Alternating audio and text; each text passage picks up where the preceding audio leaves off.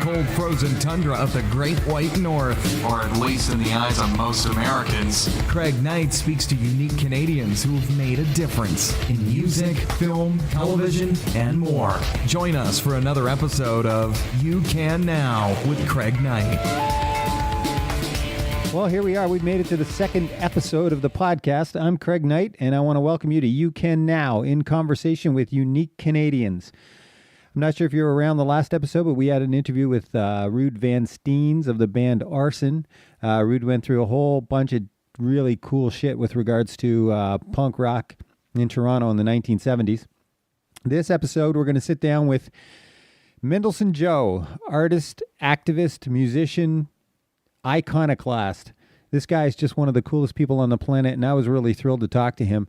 I was actually quite nervous to talk to Joe. I first heard of him back in the 70s, and through my cousins, as I mentioned actually in the piece, and they introduced me to his band called Mainline. Man, the guy's just such a fantastic blues guitar player. And I was a little bit nervous to talk to him because he's a little bit of an introvert. He's a little bit of a guy who likes to do his own thing, and he's not really necessarily a people person.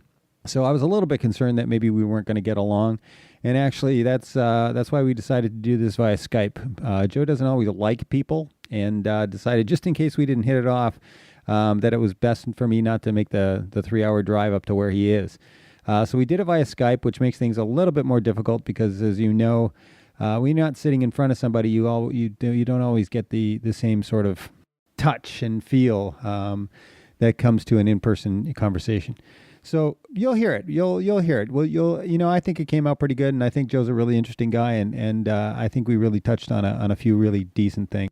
This podcast is opening up a lot of doors, and there's a lot of people already getting interested. We haven't done a whole lot of episodes to date. I mean, we've done one. There's interest in Canadian talent, and there's interest in what's going on here.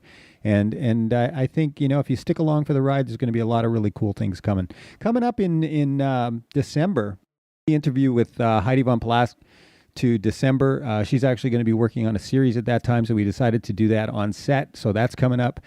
Comedian Mike McDonald, we're going to sit down with at Yuck Yucks, and that's coming up in the first week of December. There's all kinds of cool things coming up, and I'm really excited about the way things are turning out, and I'm really glad you're along for the ride. So let's get to it. Let's jump right into the interview with Joe, and we'll take it from there.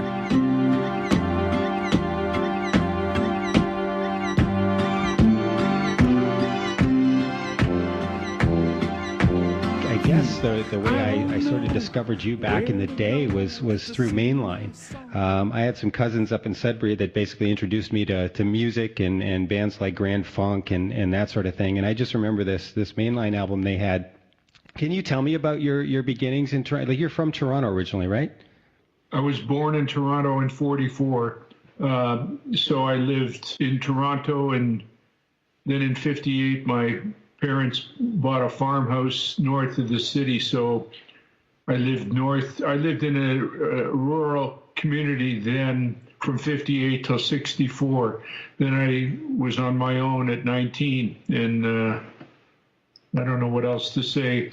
That music is just a gift that I recognized that I could hear what I loved, and then all I had to do was learn how to play it, and I did. Do you remember the first record you ever bought?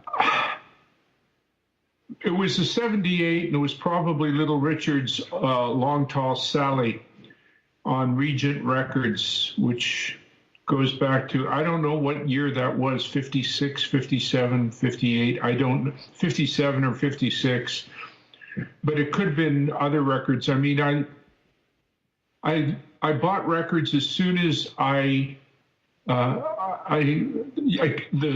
artist that interested me most was Jimmy Reed.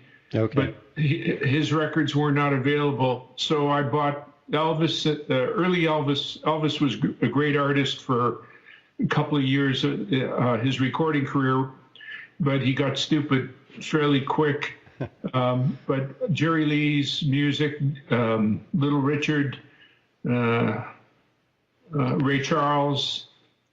Those are individuals whose work had a profound effect on me, and I can't explain why. It just did. Was that the kind of stuff you were playing when you first started playing? An older sister who was given a guitar when I was born, I think, to placate her, to give her a diversion from having to put up with having a baby brother 12 years her junior. So I learned to play guitar because she had a guitar but never played it because she doesn't have any musical gift. Whereas with me, it was an easy thing. It's a natural. I'm a natural, one of these people who I have a natural ability to make something out of nothing. And so I taught myself how to play guitar, and I'm still learning at age 0.2. Well, that's the trick, isn't it? To keep learning rather than to just kind of settle on something. Sorry for interrupting. The key is you have to have the appetite, and it's that simple. And if you have the appetite or the passion or whatever word you would describe, it's just there, and it's up to the individual to respect it. Well, slide guitar, was that something that you would influence you to pick up the slide? I mean, Muddy Waters, I'm sure. I learned to play slide guitar just because I was emulating, I think, Muddy Waters, who had a great effect on me probably in around 64, 65. I was very interested in his music, and I still am today because he made some great records, especially records with, don't tell me his name. Don't tell me his name. There's something wrong with my brain. Little Walter. So when you were in Toronto was it in the 60s that you started playing the clubs around Toronto? When did that band first? I was a folky dokey. I went out and did it for money in 64. That's when I started making money from it. But I probably played the school dances and all that stuff in high school.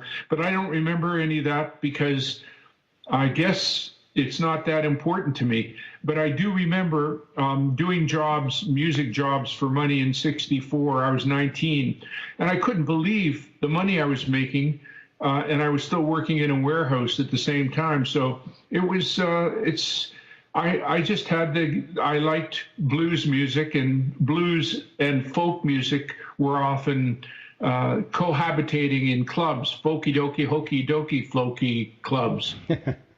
Was Dylan around at that time, I guess? Was he any kind of influence on you? Well, I had heard of him, but I wasn't interested in him.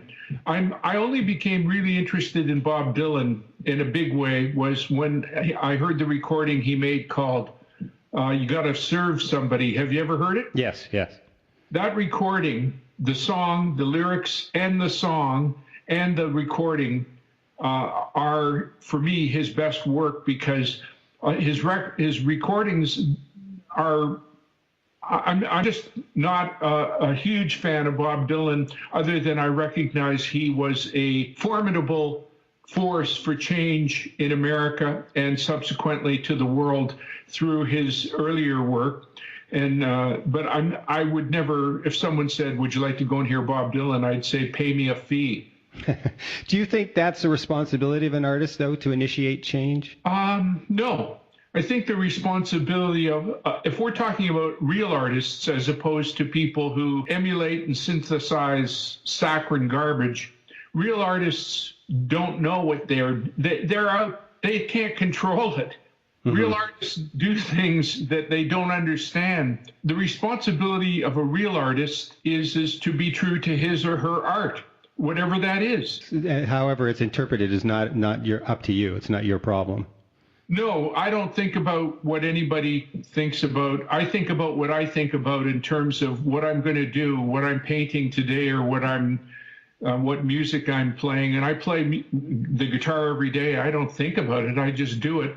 And that's how I keep learning, because inevitably when you play at something, or whether you use the word play as in playfulness or just play as a purpose to make music, especially when you're a self-taughter, which is what I am, the sky's the limit. There's just no end to it, because if you do it because you love doing it, then you're liable to stumble with grace. You basically formed the band, I guess. When did that come together? The main line. Michael McKenna, who was the other guitar player, he placed an ad, I think, in one of the newspapers. It might have been the Telegram. I can't remember which newspaper, but it was in '68, and he said he was looking to start a blues band. So I had known of him. I didn't know him personally, but I had known of him as being an electric guitar player. And so I answered the ad, and we got together and we jammed, and right away there was a musical marriage, so to speak. And that's how the band started. It was literally the ability to jam with somebody. It was a natural experience, which is the best kind. When you're playing in this band, what year was that? Well, '68, we started the group. We had some starts and stops along the road in '68, in the summer of '68. So I was 23 when we started the group. So, and eventually we evolved, and finally, I knew that our future. I was the songwriter, not originally, but originally we played a few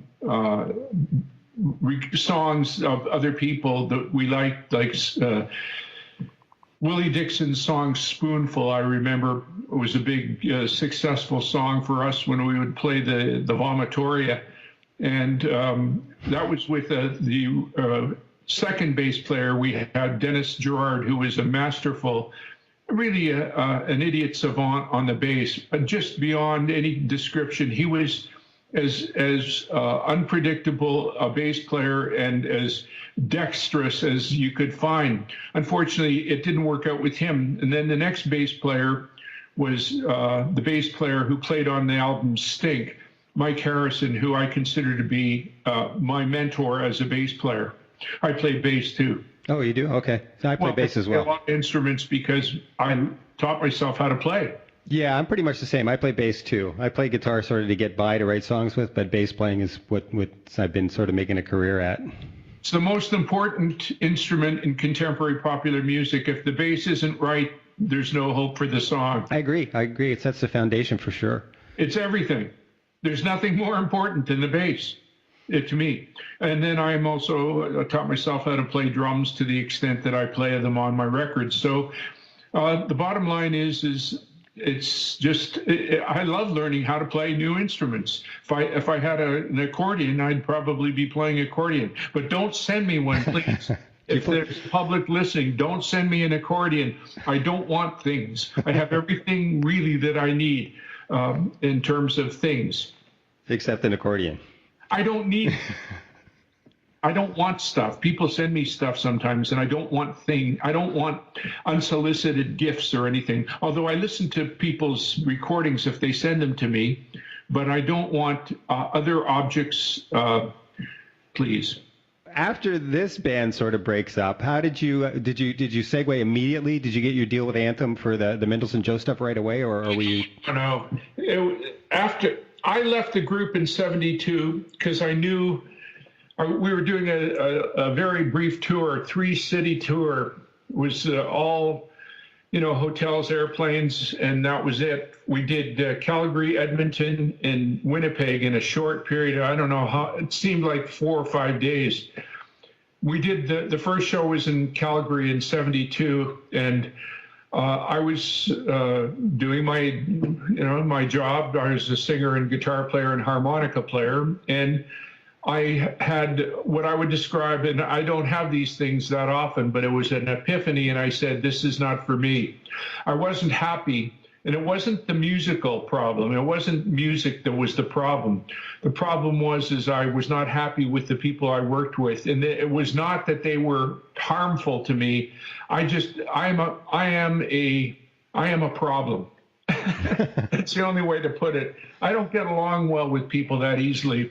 And I recognized that I was not happy working with, when you work in a band, you're traveling together nonstop, and sometimes you're staying in hotels, and it's a culture. And the culture of the band, I felt more and more alienated. I was alienated from the day one.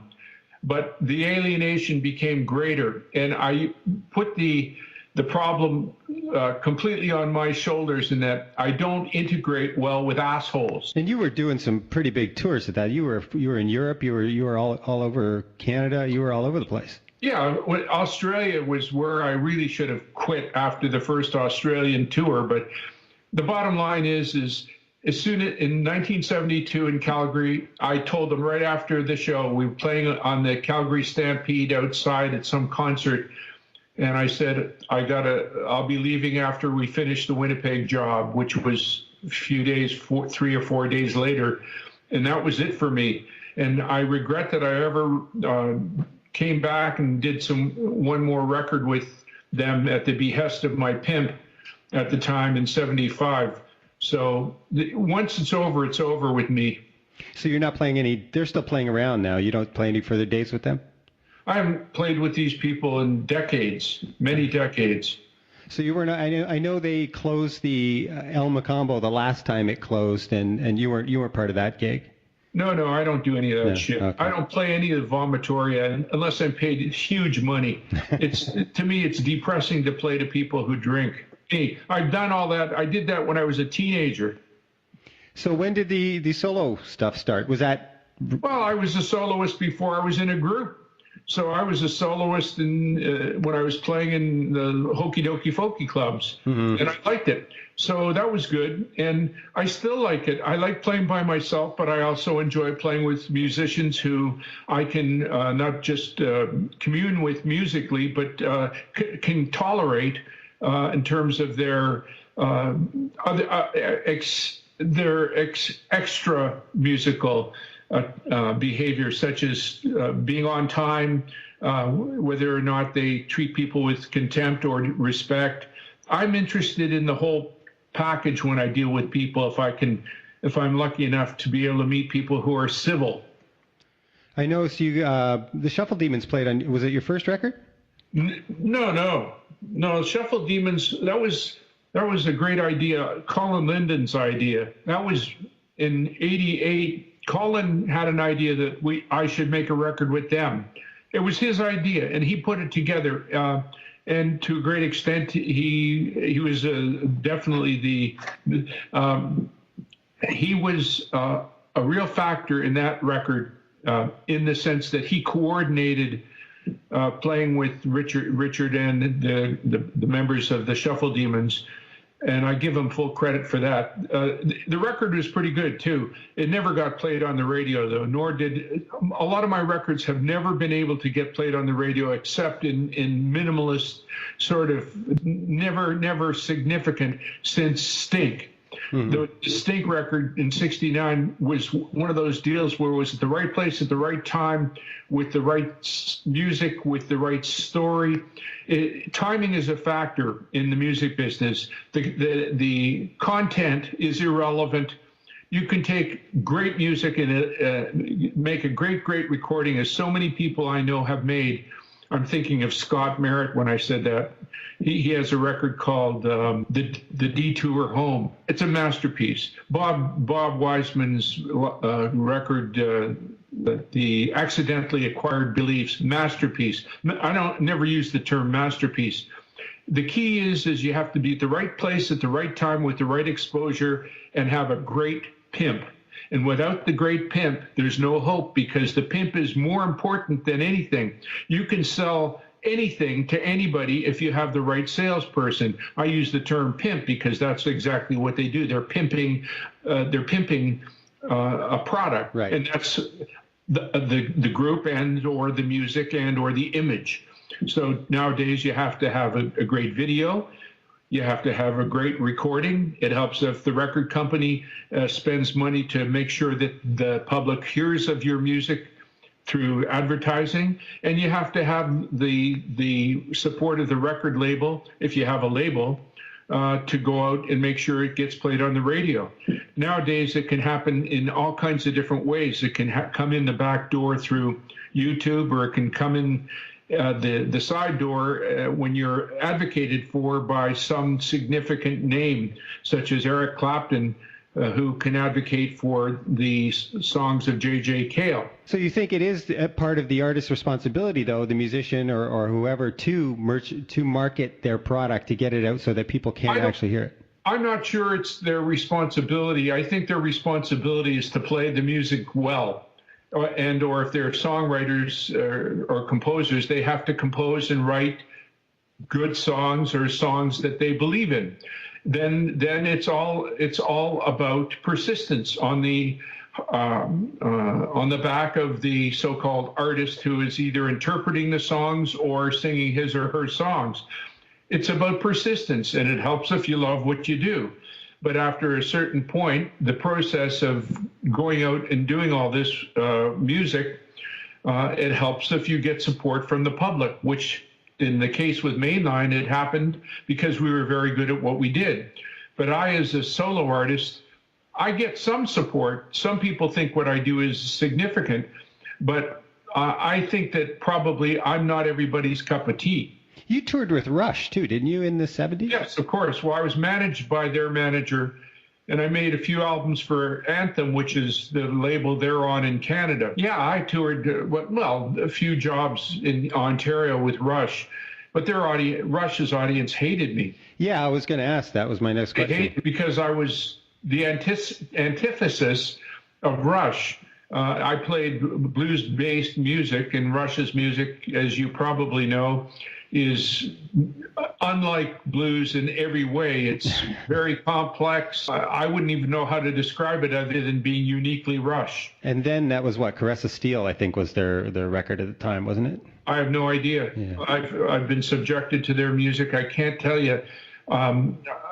I know that I toured just briefly, did a few jobs from, I think, Thunder Bay down to, I don't even remember all the jobs other than I used their equipment, and they were very nice to me. And those people, the guys in Rush, were very respectful of me. It was their manager who was trying to promote me using Rush as a draw, and I would open shows for them. And I did fine work. I thought I did great, using all their equipment. One guy playing through thousands of amps, thousands of huge volume. I like playing loud, by the way. I'm good at it. So when did the art come up? Was it something that you did as a kid, or you just? No, well, I've been, as a child, like most kids, I drew pictures of motorcycles, airplanes, cars, boats, and of course the mammary gland, female mammary glands. I've got a big thing for the female breasts. So. And you did a piece on that, 24 nipples too, right? Yeah, but I think it turned out to be 40 nipples because I can't stop, so many nipples, so many nipples. So, and think about it. That's the meaning of life. The female mammary gland is the meaning of life if you're a baby and you want lunch. So the solo, what's the question? I was just how art came into it as well. Was it? Painting. Yeah. It was just by default. I found the paints in the garbage, and I just tried to see what it was like, and it was obvious that it was easy. I could do it, and it gave me great relief from the music business, because when you can make a painting, you don't have to go to a show, you don't have to carry equipment. All you have to do is paint. In the case with me, painting. So it was the perfect antidote to the disgusting business of the music business. It's not anything I would want to do. In the music business is horrible. Yeah, I don't think there's really anything that can. Well, it's dying now anyway. So. Well, yeah, but it's still going to go forward. I mean, if there's a Jack White, there will be a music business, and he is the music business now.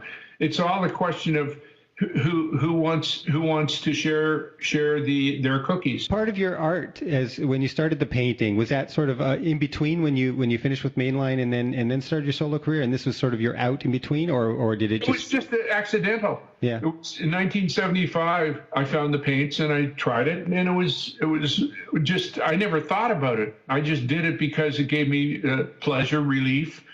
But I was going through changes. I had done that mistake in the second tour of Australia because King Biscuit Boy canceled on Mainline. He was their front man after Ricky James was. I just did it because I liked it. It never occurred to me that I'd ever be doing it the rest of my life, or that my paintings would amount to anything. I didn't think about it. Did you know you had that ability? Well, when you do something, if you're a baker and you really have an affinity for making something that tastes good and you love the process of doing it, you recognize, at least if you're conscious, that this is something I love, or I enjoy, or I would like to do again. And with painting, I now term myself a pathological painter. I do it religiously, probably more than I don't stop. I'm one of these people who does it almost every day of my life. How do you decide or what to paint in the morning? Is it just something that comes upon you, or do you decide you want to paint a portrait today or a landscape today? How does it come?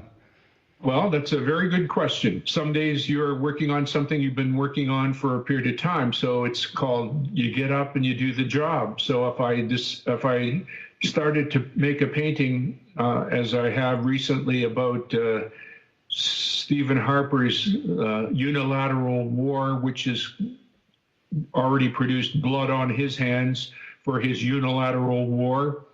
As we speak, two of our soldiers have been murdered by people who are either associated with or very influenced by ISIL or ISIS in response to Harper's warring unilaterally with this Islamic State, which many people think should not exist. But if you're a Muslim, maybe some people think it should. It's a different culture than our culture here. In every respect, including the interpretation of what it is to be a Muslim. I'm working on a painting about that, but I'm also working on several other paintings. Sometimes I work on several things at once because while paint dries, you can go to the next painting. I use acrylic paint, so you can, if you have a lot of ideas, you can continue on different wavelengths. So I don't wake up in the morning and say, today I'm going to paint the fog, but the fog this morning was great, and I should jump into a fog painting. But right now I'm very busy painting several different paintings at once, and that's how it is. It's inspiration is really the true gift. The question is how to organize your time to get things done. How do you differentiate between a commissioned painting and then painting something that you do yourself? Is there a different thought process? Yes, there is. When you're doing a commission, first of all, you're doing what someone asks you to do, and they pay you to do it. In the case with me, they pay me a fee, and there are some things I will not do and some things I will do. It depends upon the request, not the amount of money, but the request. And I've had some bad experiences doing commissions over the years, and I've had some good experiences. In this case, I am actually just embarking upon a commission as well as the other things I just mentioned. So it's a question of whether I'm attracted to the idea. And of course, I am influenced by whether or not a person makes demands of me. So if you were to commission me to paint a picture of your dog, but you told me that it had to be this and this and this and this, I'd say I'm not interested. I like it when people don't tell me what to do other than say, would you paint a picture of my dog, period. Don't tell me how to do it. Don't tell me where to do it, blah, blah. Let me just accept the fact that I can paint a dog.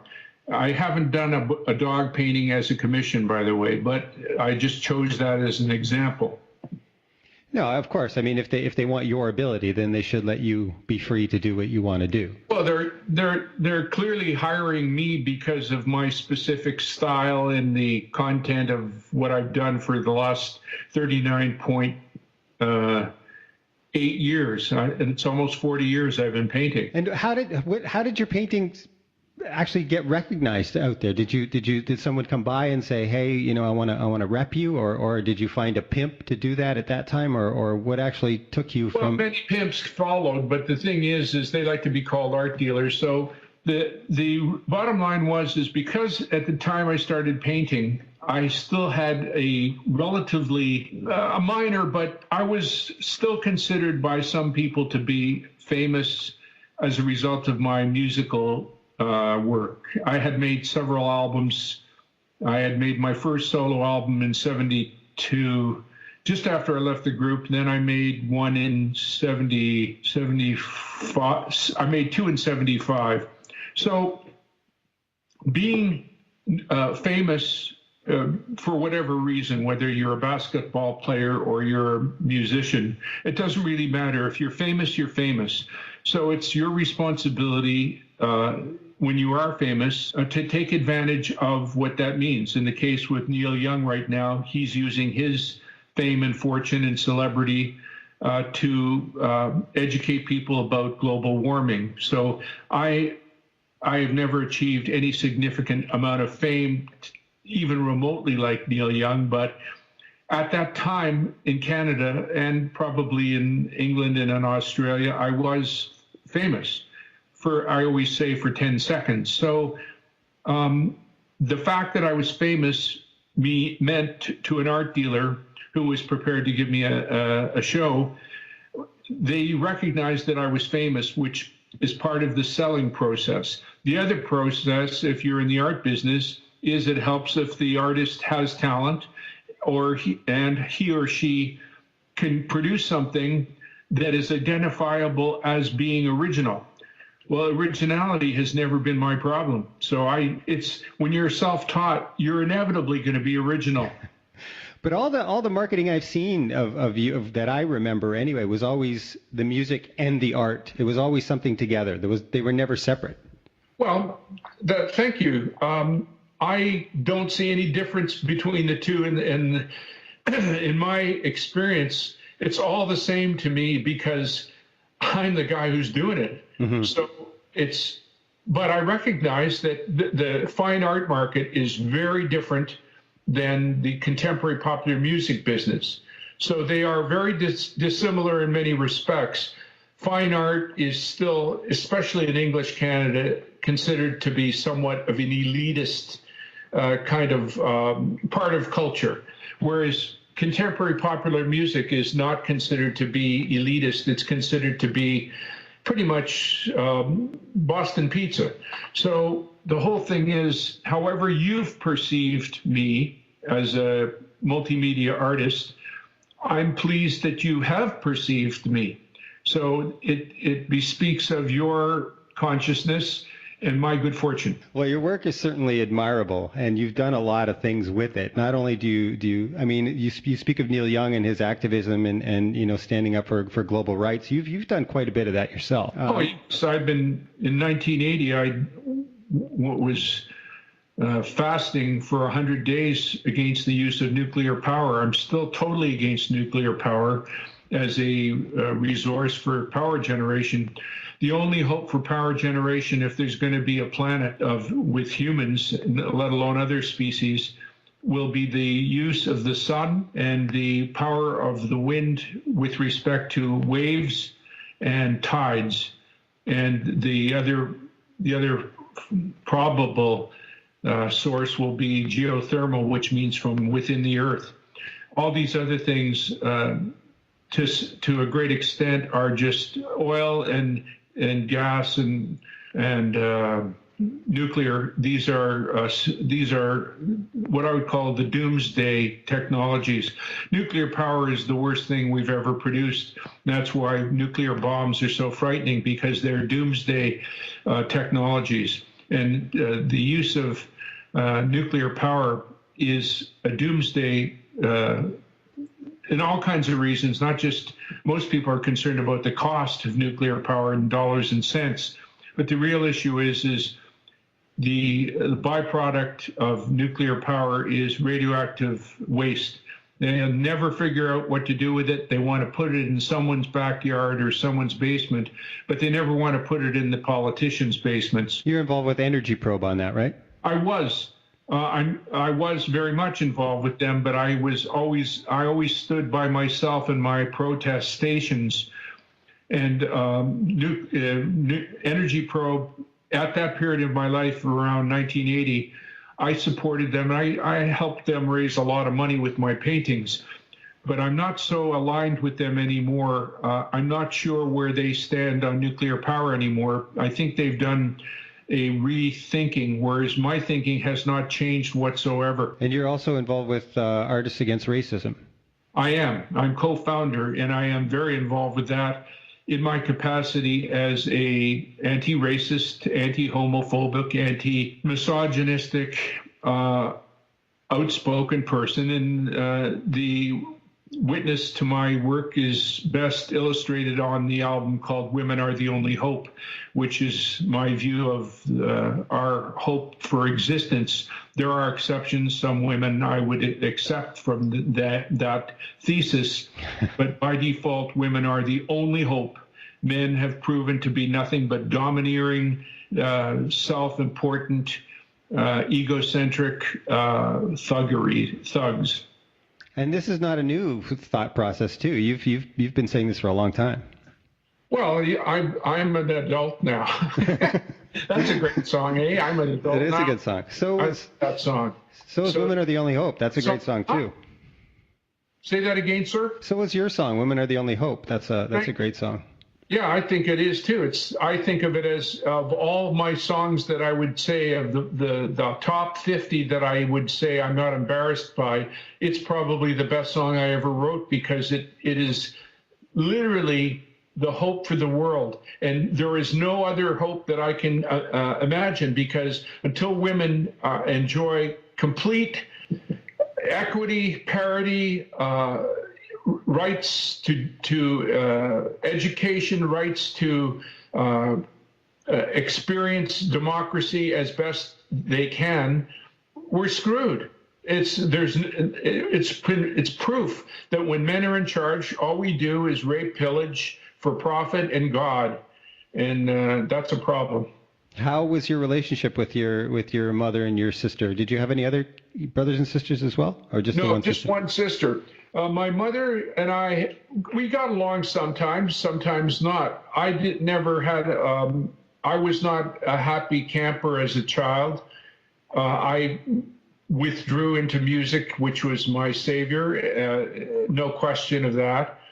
But I've had a privileged life. I've been born in Canada.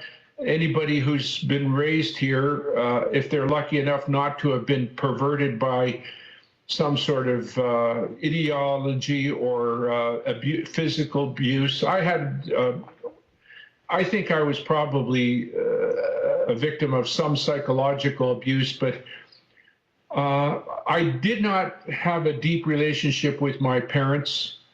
And as much as I think they tried their best, but they found me to be not conforming. And my sister and I never had much to do with each other because she is so much older. She was 12 years old when I was born, or 11 and 11 and 3/4 before when I was born. So, and she and I, as much as we shared the same parents, we just don't have that much in common in any cultural way. Mm-hmm. So I feel like I'm from another planet, really. Yeah, I'm adopted myself, and I know I went through that too, being coming into a family sort of as a stranger and thinking that you're just going to fit in, and it doesn't always work. So, but you fit in with whom you ever can fit in with. I would love to have fitted in, or I would love to have them fitting with me, or supported my eccentricity or my interest in doing things for themselves. But I'm sure, I shouldn't say this, I'm not sure, but I hope in your case, because you introduced yourself as being an adopted child, I hope that you've bonded with all kinds of people in your life, because I've bonded with tons of people who I'm not related to, but I love. There are people I love and respect and adore, and they are the fabric of my happiness. Oh, absolutely. And I think that's what it comes down to, is the fact that we find people that can respect us for us, rather than demand we conform to some vision that they've already set for us. Yes. So you got it clear. I agree with you there. So, We agree. what else can we talk about here? You had surgery in 2002. You had a close call? Oh, yes. Yes. Well, I had read about the fact that it would be good for people who are concerned about heart attacks to take an aspirin a day. And I asked my doctor, who I'm friends with, and he said he didn't see anything wrong with it. He failed to tell me the dosage. So, of course, I took an aspirin a day, and I started bleeding to death in 2002 after taking aspirin a day for years. So I literally, the aspirin rotted out my part of my intestinal system. So bleeding to death is, it's what had happened. So you did this on your own, or because you had heart problems and were told? No, I didn't have heart problems. My problems are humans. So I, for some reason, thought I asked my buddy Philip, who is a doctor, whether he thought it was all right to take an aspirin a day for heart reasons. He said, sure. He didn't tell me what to do or tell me the dosage. And unfortunately, I was taking an adult dose every day for I don't know how many years. Maybe it was as few as 2 or 3. But in any event, now we know it's common knowledge that you have to take a child's dosage and I didn't even have heart problems. Now I still don't have heart problems. What I have is I have learned that to ask questions of our doctors, especially if we're friends, and say, how much should I take of this? How much cheese is a good amount of cheese? So let there be cheese, please. So the bottom line is I was bleeding to death. And so I got lucky that the doctor in Huntsville was persistent. His name is Dr. Roy Kirkpatrick. He saved my life. He sent a TV crew up my bum and looked for a place to understand what's happened. He figured it out. I was bleeding to death. There's no question. It wasn't painful or anything. It was unpleasant being around other people because I like being alone, especially when people are crying and screaming in pain. So ultimately, he fixed me up, cut out part of my upper intestine, and sewed me up, and the sewing was good. He didn't sew. He should have put in a screen, but he later did cut me open again to put in a screen because I'm a fool, by the way. I was still doing 800 sit-ups every morning, and that destroyed his original sewing. So I've been cut open a couple of times, but I'm functioning. So now you've ended up north. You left Toronto and you're up near Algonquin Park. And how you liking it up there? Well, again, I moved here for love, which is a good reason. So wherever I've lived in different places in England and London. I lived there for 6 months, and then I lived in Los Angeles for a few months, and I traveled around the world. So I always figure that I'm going to die wherever I am. So the key is figuring out how to be happy or to make the most of where you are, wherever it is you are. So living in the rural community is nothing new to me because I was raised in a rural community from 58 till 64 maybe. So I adapt easily to these types of situations where you adapt. You try to figure out how to get along in the society and learn from your neighbors and learn from your contemporaries. So I happen to be very happy where I am because I live in a forest, and I don't have any close neighbors, and I'm an extremely privileged, lucky boy. Are you still writing? Writing books, yes. Well, I haven't written a book since my novel, which is available for those who are curious on Book Baby, which is on the internet. I haven't written any books since then, which was 2009 was the last rewrite of the rewrites. But I write a lot of letters often to politicians and letters to the editor and letters to many people in the network of media people with whom I would say I commune to some extent, such as people such as Hannah Gartner, I write to periodically. Steve Paikin, I write to him. He's is the host of the excellent show called The Agenda on TV Ontario, 5 nights a week. He is superb at his job. And I communicate with the people at CBC, and I of course communicate with Tom Mulcair and Elizabeth May. These are the best people in the game right now, in my opinion. That's federally speaking. So no more communication with Mulrooney or anything like that? Well, Mr. Mulrooney is no longer in a position of great influence. He does hold some influence. Sometimes he makes sense. I used to loathe him, but compared to Harper, I long for the days of Mulrooney.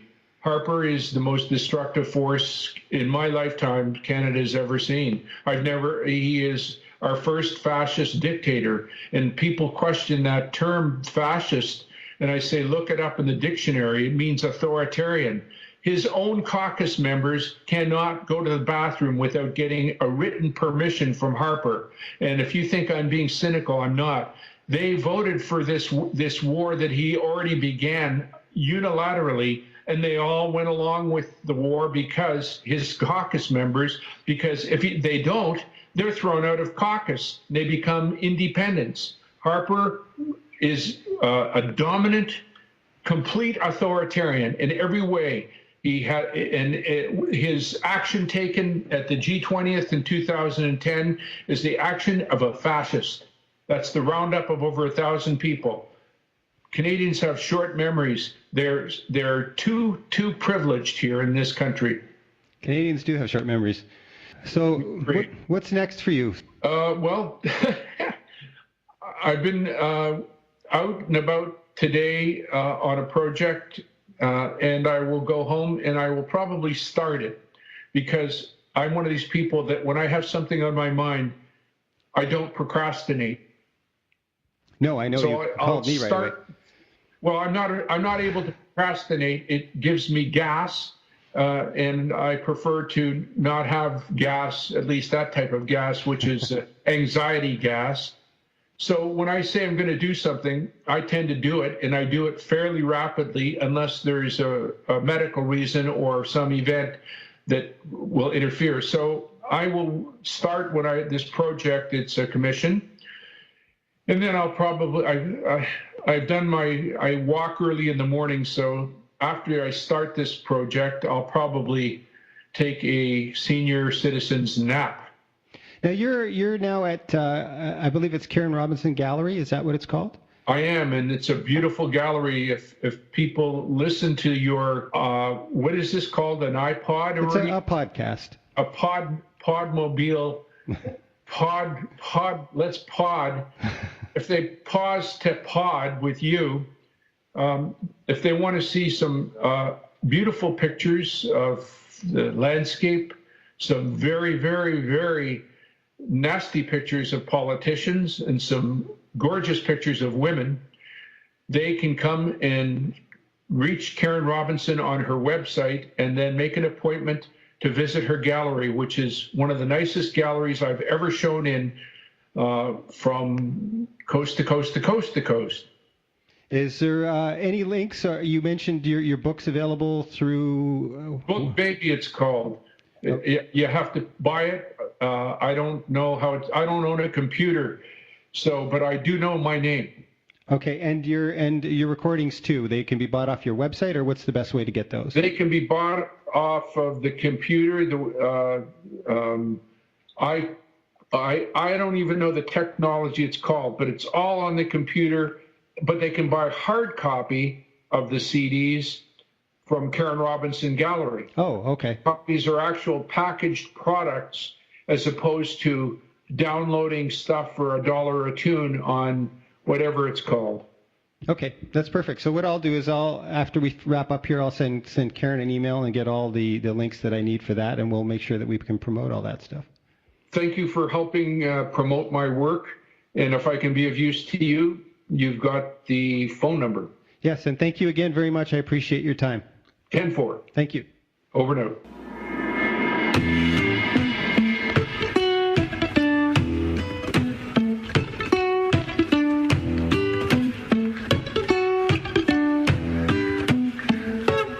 It's no secret that the human race has run its race, or damn near, in the name of progress, the name of security, the name of convenience.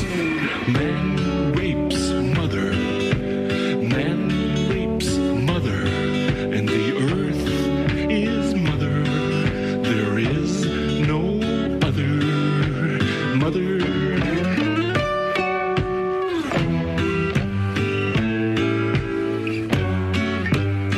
So if you ask me, women are the only hope. Women are the only hope. If there's any hope at all. Women are the only hope. Women are the only hope. If there's any hope at all.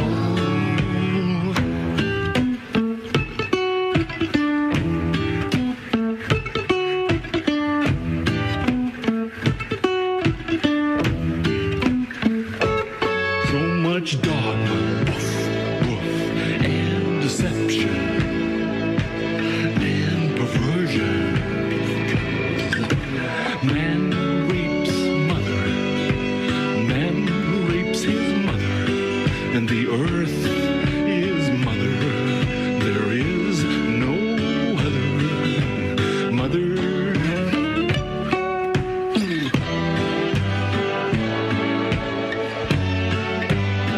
So if you ask me, women are the only hope. Women are the only hope. If there's any hope at all. Women are the only hope. Women are the only hope. If there's any hope at all.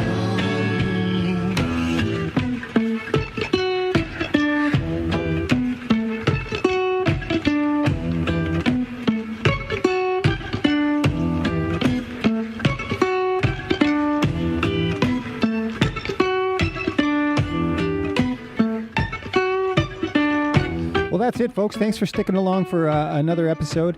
And I'm going to post a lot of the links on the website so you can check out Karen Robinson Gallery. You can check out Artists Against Racism. You can check out where to pick up some really, really cool Mendelson Joe CDs. And all that's going to be on the website, so make sure you tune in there. And do me a favor, when you go to iTunes, if you're downloading this for iTunes, if you're subscribing, give us a review. It doesn't have to be a good one. As just mention a note. That's the way that iTunes sort of does their ranking, and the more people that review us, the more the higher ranking we get. The higher ranking we get, the more people that are going to listen to the show, and the better we can actually promote the artists on it. So thanks again for listening. We'll see you next week, and happy Canada. Thanks so much for listening to You Can Now with Craig Knight. You can check him out online at www.youcannow.ca.